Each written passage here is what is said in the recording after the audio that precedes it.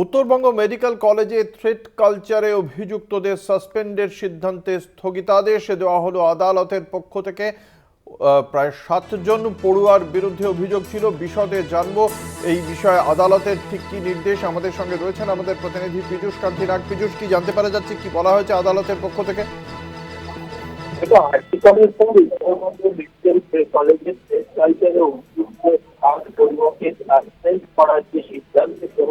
পীযূষ, তোমার কথা বোঝা যাচ্ছে না, তুমি স্থান পরিবর্তন করো।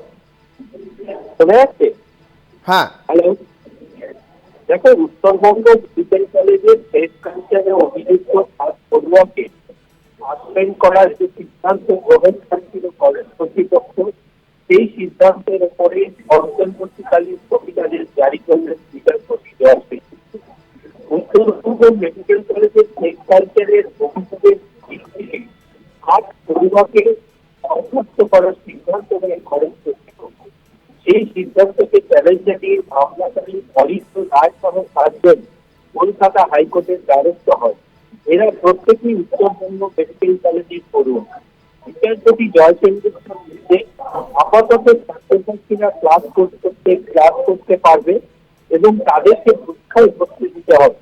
তবে তারা ক্লাস বা পরীক্ষায় বসা ছাড়া অন্য কোনো অ্যাক্টিভিটি কলেজে যুক্ত হতে পারবে না বা যোগদান করতে পারবে না।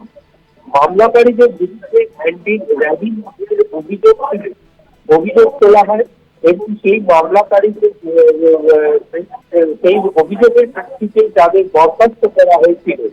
কিন্তু এখানে বিচারপতি রায় দিতে গিয়ে মন্তব্য করেছেন যে এক্ষেত্রে মামলাকারীদের বক্তব্য কলেজ কর্তৃপক্ষ গুরুত্ব দিয়ে শোনেছেন এবং তাদের সঙ্গে সহযোগিতা করেননি এই সিদ্ধান্ত নেওয়ার আগে। 5 সপ্তাহ আগে এই মামলার ফেরত শুনানি হবে। যদিও তুমি জানো যে 2রা সেপ্টেম্বর কলেজ ছাত্রদের গভর্নিং বডির সিদ্ধান্ত অনুযায়ী বহিষ্কারের সিদ্ধান্ত নেওয়া হয় এবং সমাজের জন্য একটা সেমিস্টারের জন্য তাদেরকে সাসপেন্ড করার সিদ্ধান্ত নিয়েছিল কলেজ কর্তৃপক্ষ। এই সিদ্ধান্তের প্রেক্ষিতে তাদের এই আবেদনকারীদের নিয়োগটা ক্লাস করা অনিশ্চিত হয়ে পড়েছিল। তাই তারা কলকাতা হাইকোর্টের দ্বারস্থ হয়।